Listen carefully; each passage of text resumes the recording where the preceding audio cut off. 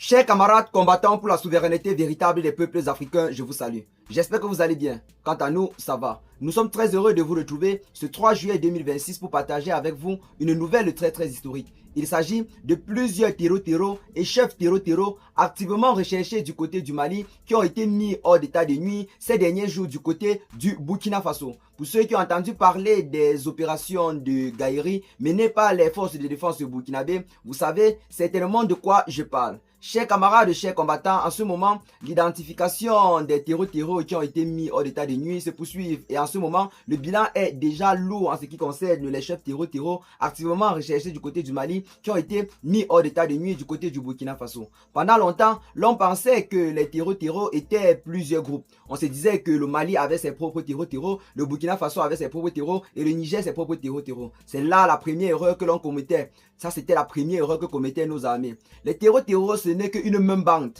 un même groupe qui se déplace de lieu en lieu pour s'aimer le chaos. C'est comme ça que ceux-ci la faisaient dans le Sahel.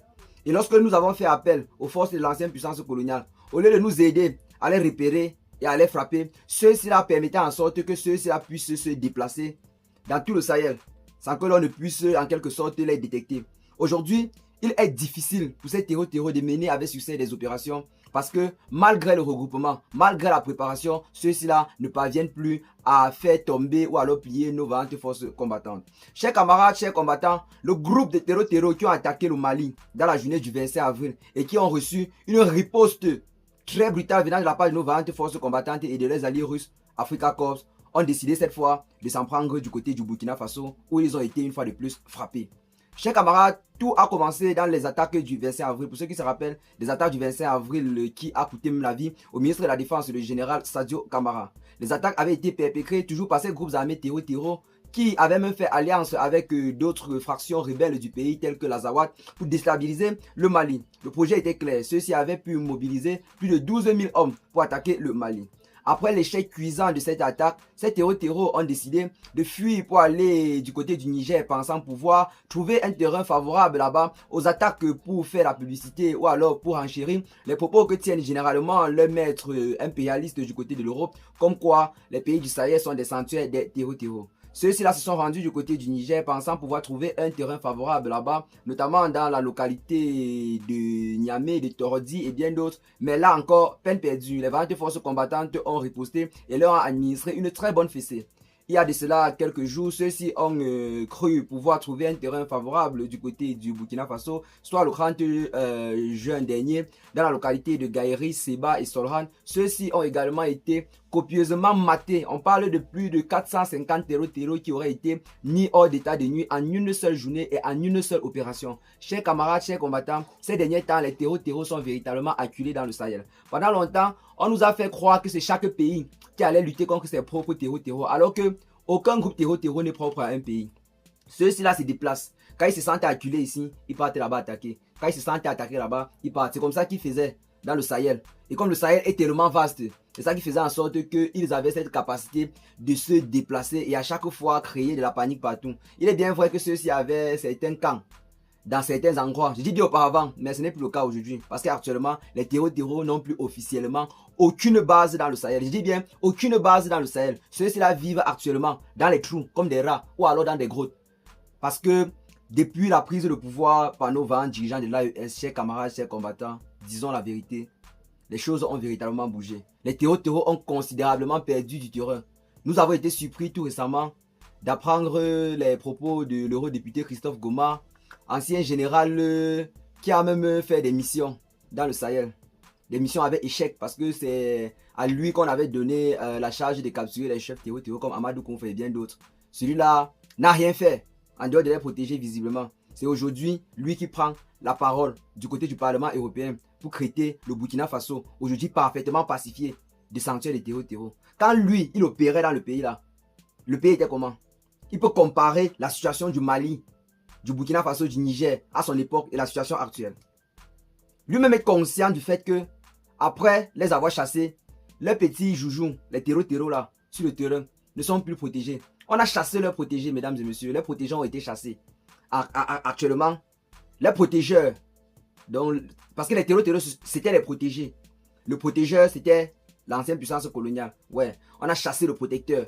Maintenant là, il reste maintenant les petits protégés que nos vaillantes forces combattantes sont en train de traiter copieusement et avec la dernière énergie. Oui, camarades combattants, c'est ça qui est la vérité. Et nous nous en réjouissons véritablement. Donc une fois les protecteurs partis, les protégés maintenant sont en train de subir. On a d'abord retiré la mère poule sur les œufs. Vous-même, c'est fini.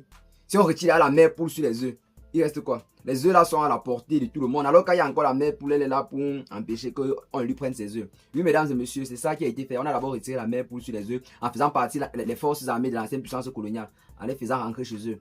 Maintenant, une fois les avoir fait partie, champ libre maintenant, les protégés maintenant ne savent plus se défendre. C'est ce que l'on constate aujourd'hui avec regret. C'est la raison pour laquelle ceux-ci là, depuis l'Europe, sont encore en train de forcer le contact pour justifier une intervention, même de force, de leurs protecteurs pour protéger les protégés. Vous comprenez un peu ce qu'il dit, non? C'est ça le rôle de l'ancienne puissance coloniale actuellement. C'est ça le but de ces discours. Quand ceux-ci là tiennent des discours de façon à vouloir faire croire à l'opinion nationale et internationale que la situation est hors de contrôle dans le Sahel, c'est parce qu'ils veulent légitimer une intervention, même de force, de leurs protecteurs là, dans nos états sahéliens, pour protéger encore les terreaux. Oui, chers camarades. C'est la raison pour laquelle en ce moment les Africains doivent se mobiliser massivement pour ne plus jamais accepter le retour de l'ancienne puissance coloniale dans nos pays. Oui, mesdames et messieurs, c'est ça qui est la vérité. Malgré que nous nous sommes rendus compte qu'il y a toujours des personnes dans le Sahel et des Africains qui gardent toujours en mémoire que l'ancienne puissance coloniale est un messie ou alors un protecteur. Chers camarades, chers combattants, si un Africain aujourd'hui pensait encore comme ça, c'est qu'il a la mentalité coloniale et précaire. Parce que je pense qu'aujourd'hui, les Africains sont déjà suffisamment sensibilisés et éveillés pour comprendre tous les torts causés par l'ancienne puissance coloniale au peuple africain. Aujourd'hui, là, l'Afrique ne demande que à ces derniers de partir, de rentrer chez eux et de nous laisser, nous, les Africains, reprendre notre destin en main et faire les choses à notre manière. C'est tout ce qui est demandé. Mais l'ancienne puissance coloniale refuse et tient à imposer sa présence parce que nos richesses et nos ressources l'intéressent plus que tout. Alors qu'ils sont venus dans nos pays avec des beaux discours comme les droits de l'homme, l'égalité de ceci, quoi, la souveraineté, tout ça, la démocratie, tout ça. Ils sont venus avec des principes beaux, ils ont vanté des principes beaux, mais au fond, ce qu'ils ont apporté à nos pays a toujours été que désolation, terreau, souffrance, manque d'infrastructures, famine, guerre fratricide, tout ça. Oui, chers camarades, c'est ça qui est la vérité. Parce que le principe reste le même, diviser pour mieux régner. C'est ça qui est la vérité. Donc, chaque fois dans nos États, ils ont toujours eu à mettre le même principe en marche. Et ça nous a fait perdurer dans les guerres et oublier que l'on pouvait se développer. Donc, chers camarades, chers combattants, prenez très au sérieux le combat qui est en train d'être mené en ce moment au sein de l'AES. Parce que l'avenir de toute l'Afrique en dépend. Et je vous dis ici, là, chaque jour, de partager massivement la vidéo parce que nous devons être le plus nombreux possible à porter ce combat le plus loin possible. Une personne ne pourra pas porter la charge de ce combat. C'est la raison pour laquelle, même comme nous avons les personnes telles que le capitaine Ibrahim Traoré, le général Simi Goïté, le général Tchani, ce qui nous pouvons déjà compter pour tenir tête à ces impérialistes-là, nous devons également les apporter notre soutien pour les montrer que de la même façon qu'ils sont avec nous là, nous aussi nous sommes avec eux. Donc chers camarades, chers combattants, je vous ai dit que le slogan de cette chaîne, c'est d'être le plus nombreux possible à porter ce combat le plus loin possible. Partagez massivement cette vidéo pour sensibiliser tout le monde afin que nous tous, peuple de l'AES, nous tous, peuple africain, nous puissions apporter massivement nos soutiens aux dirigeants de l'AES. Oui, chers camarades, c'est ça qui est la vérité. Partagez massivement la vidéo, abonnez-vous à la chaîne si ce n'est pas encore fait et à très bientôt pour de nouvelles notes d'informations. Ciao.